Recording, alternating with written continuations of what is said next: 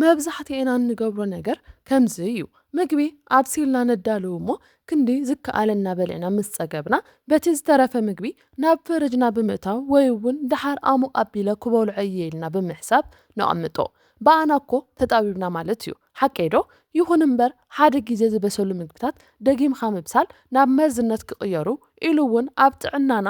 ዓብዪ ጉድኣት ከብፅሑ ዝኽእሉ ምግብታት ከም ዘለውኸ ንፈልጥ ዶ እወ ልክዕ እየ እታ ንጥዕናና ዝበለፀት ክትኸውን ወይ እውን ትኩስ ክትኾነና ኢልና ነሙቓ ምግቢ ትጎደአና እንተሃለወትስ ገሊኦም እሞ ካብ ገዛና ዘይጠፉ ልሙዳት ምግብታት እዮም መርዝነት ምግቢ ፀገማት ስርዓተ ምሕቓ ምግቢ ስሕት ኢሉ እውን ብጌጋ መንገዲ እንተደኣ ኣሚቕናዮ ክሳብ ካንሰርን ሞትን ከስዕቡ ዝኽእሉ እዮም እወ ዘሰንብድ ነገር ኮይኑ ክስማዓኩም ይኽእል እዩ ይኹን እምበር በቲ ወድዓውን ሳይንስን ብትኽክለኛ ታሪክን ዝተደገፈ እዩ ልክዕ ከምቲ ወዲ 20 ዓመት ዝዕድሚኡ ቆልዓ ፓስታ ኣሚቑ ብምብላዕ ህይወቱ ዝሰኣነን ኣብ ዝሞቖ ቆፅሊ ኣሕምልትን ዝርከቡ ካንሰር ዘምፅኡ ውህደታትን ከም ማለት እዩ ስለዚ ንምንታይ እዩ ዘጋጥም እንተደኣ ሓደ ምግቢ መሊስና ኣሚቕናዮ ኣብ ውሽጡ እቲ ምግቢ እንታይ እዩ ዝፍጠር ዝበለፀ ድማ ብኸመይ መልክዒናኸ ተረፍ ምግቢ ውሕስ ብዝኾነ መንገዲ ክንጥቀመሉ ንኽእል ኣብ ናይ ሎሚ ቪድዮና ፈፂምኩም ክተምቕዎም ወይ ድማ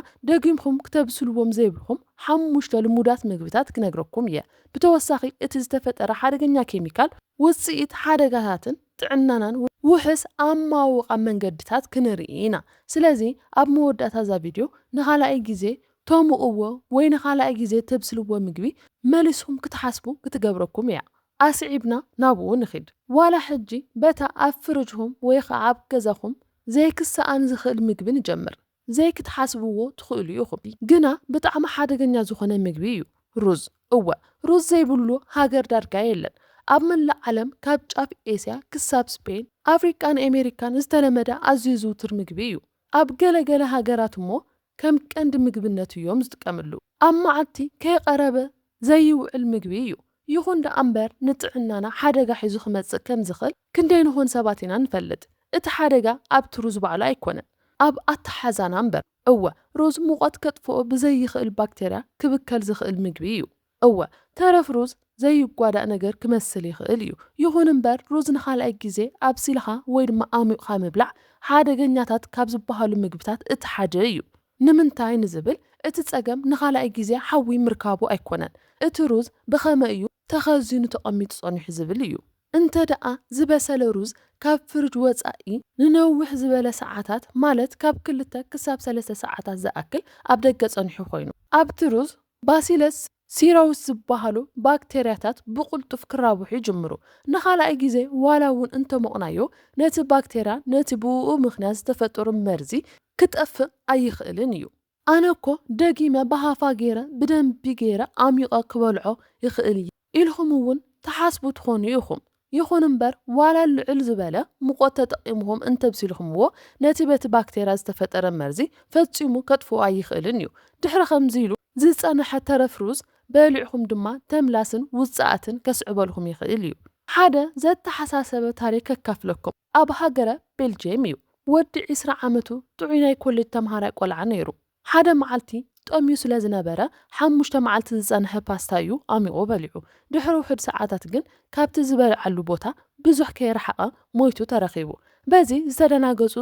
ዝተረከብዎ ሰባት እውን ናብ ሕክምና ወሲዶሞ ኣብቲ ሰዓት ትንፋሱ ጠጠው ኢላ ስለ ዝነበረት ናብ ሬሳ ምርመራ ክፍሊ እዮም ኣምሪሖም ድሓር እቲ ዝተረኸበ ነገር ኣዝዩ ዘሰንብድ ውፅኢት ነይሩ እወ እቲ ምርመራ ከም ዘርአዮ ፀላም ከብዲ ብምኽንያት ባሲለስ ሲሮውስ ዝበሃሉ ባክቴርያ ስራሓ ጠጠው ኣቢላ ነይራ እወ እዚ ካበይ ዝመፀ ባክቴርያ እዩ ካብታ ዝበልዓ ፓስታን ሩዝን እያ ትጅምር ስለዚ ሩዝ ኣብሲልና ምስ ወዳእና ኣብ ውሽጢ 1 ሰዓታት ናብ ፍርጅ ክነእትዎ ኣለና ኣብ ክዳን ዘለዎ ጌርና ኣብ 4 ዲግሪ ሴልሲየስን ትሕቲኡን ዝኾነ ሙቐት ክቕመጥ ኣለዎ ክነምቆ ተደኣ ደሊና ግን ሓደ ግዜ ጥራይ ኮይኑ ንሱ እውን ብልዕሊ 75 ዲግሪ ሴልሲየስ ሃፋ ሙቐት ተጠቒምካ ክኸውን ኣለዎ በጃኹም ግን ዝበሰለ ሩዝ ኣብ ደገ ኣይተቐምጥዎ ኢኹም ዘክሩ ሩዝ ምንም ዓይነት ፀገም የብሉን እቲ ፀገም ኮይኑ ዘሎ ብኣተሓዛና ጉድለት እዩ ካልኣይ ድማ ስፒናችን ቆፅፀልቲ ኣሕምልትን እዮም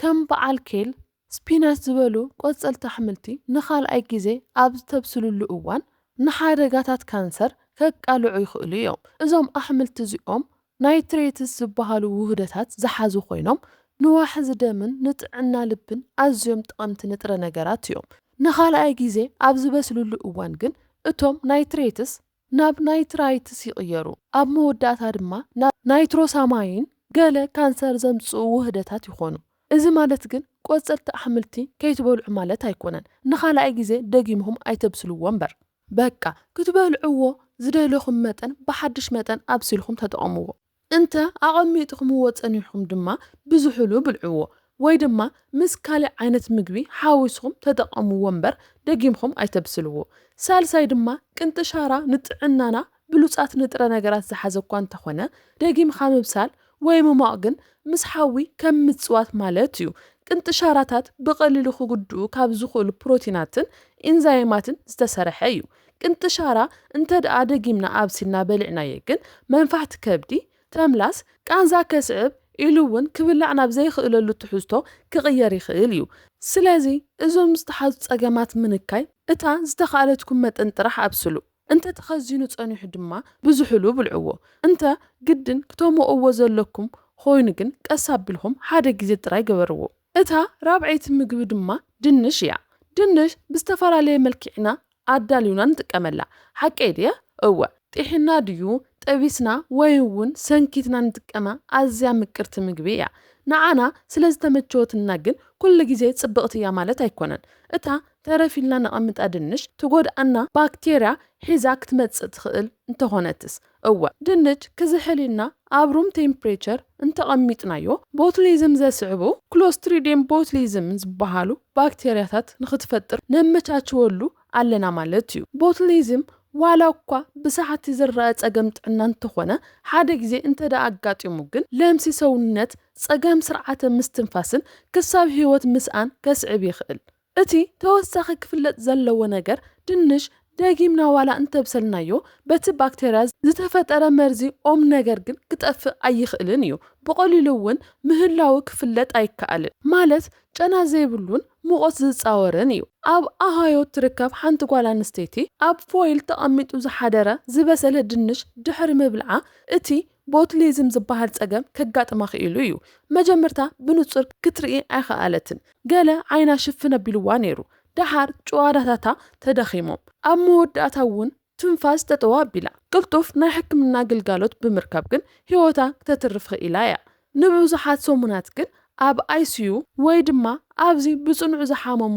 ኣብ ዝሕከምሉ ክፍሊ ክትጸንሕ ክኢላ እያ ስለዚ ንውሕስ ዝኾነ ኣጠቓቕማ ድንሽ ቀዳማይ ፈጺምኩም ዝበሰለ ድንሽ ኣብ ፎይል ጌርኩም ኣብ ደገ ወይ ድማ ኣብ ሩም ቴምፕሬቸር ኣይተቐምጥዎ ኢኹም ካልኣይ ኣብ ውሽጢ 2 ሰዓታት ኣዝሒልኩም ናብ ፍሪጅ ክትኣትውዎ ኣብ ዝደለኹምሉ እዋን እውን ፈጺምኩም ኣብ ፎይል ጌርኩም ኣይተእትይዎ ሳልሳይ ክትቐምጥዎ ከለኹም እውን ሙሉእ ብሙሉእ ይኹን ደጋጊምኩም ግን ኣይተብስልዎ ኢኹም ድንሻት ብሉጻት ምግብታት እዮም ብትኽክለኛ መንገዲ እንተተጠቒምናዮም ማለት እዩ እታ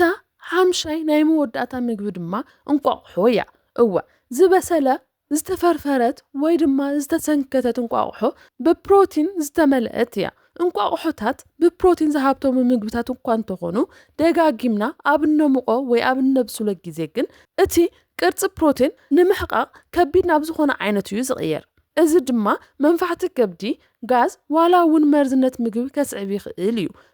ብፍላይ እንቋቑሖ ብዝግባእ እንተ ዘይተኸዚኑ እቲ ዝዓበየ ሓደጋ እቲ ፕሮቲን ምቕያር ጥራሕ ዘይኮነስ ብኽልተ ሳልሞኔላ ዝበሃል ባክቴርያ እዩ እንተ ደኣ ዝበሰለ ዝተፈርፈረት ወይ እውን ዝተሰንከተት እንቋቑሖ ኣብ ሩም ቴምፕሬቸር ልዕሊ 2 ሰዓታት ጸኒሑ ሳልሞኔላ ዝበሃል ሓደገኛ ባክቴርያ ብቁልጡፍ ክዓቢን ክራባሕን ይጅምር ሓደ ኣብ ሃገረ ኣሜሪካ ዘጋጠመ ነገር ነይሩ ናብ ሽርሽር ክዘናግዑ ኢሎም ካብ ገዝኦም ዝወፁ ስድራ ድሕሪ ነዊሕ ጉዕዞ ቅድሚ ሰዓታት ዘዳለውዎ ዝተፈርፈረ እንቋቑሖ ኣሚቖም እዮም በሊዖምዎ ኩሎም ግን ካብ ዓበይቲ ክሳብቶም ኣናእሽቱ እዮም ተመሪዞም ዋላ ሓደ እንቋቑሖ ክጓዳእ እዩ ዝሓሰበ ኣይነበረን ይኹን እምበር ኣብቲ ሰዓት እቶም ባክቴርያ ተራቢሖም ነይሮም ስለዚ እንቋቑሖ ምስ ኣብሰልናዮ ብሓድሹ እናሃለዎ ንብልዓዮ እንተ ክነቐምጦ ደሊና እውን ኣብ ውሽጢ 2 ሰዓታት ኣብ ፍሪጅ ውሽጢ ነቐምጦ ድሓር ቀስ ኣቢልና ነሙቆ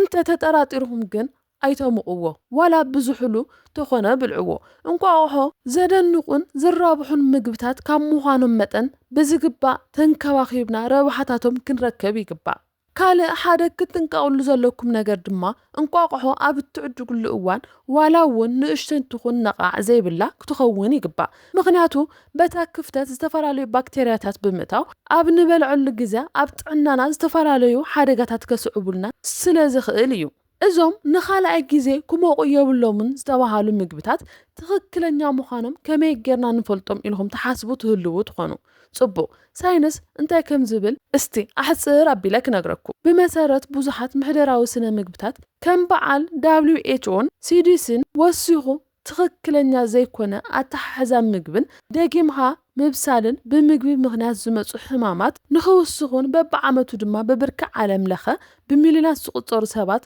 ንኽጥቅዑ ይገብር ከም ዘሎ እዮም ዘረድኡ እቲ ሓደጋ ባዕሉ ኣብ ምግቢ ዘይኮነስ ድሕሪ ምብሳል እቲ ምግቢ ዝፍጠሩ ለውጥታት እዮም እወ ምግቢ ኣብ ሩም ቴምፕሬቸር ንንውሕ ዝበለ ግዜ ኣብ ዝጸንሓሉ ወይ ድማ ደጋጊምና ኣብ ነብስለሉ እዋን ከም በዓል ሳልሞኔላ ክሎስትሪዲየም ቦቱሊኔምን ባሲለስ ሲሮስን ዝበሃሉ ባክቴርያታት ይዓብዩ ካብዚ ዘኸፍአ ድማ ገለቶም ባክቴርያታት ብሓዊ ክጠፍኡ ዘይኽእሉ መርዝታት ዝፈጥሩ ብምዃኖም እዩ እዚ ማለት ዋላ እኳ ክንዲ ትደልይዎ እንተብሰልኹምዎ እቲ ምግቢ ንጥዕና ሓደገኛ ካብ ምዃኑ ኣይተርፍን እዩ መብዛሕትአና ዝመስለና ምግብና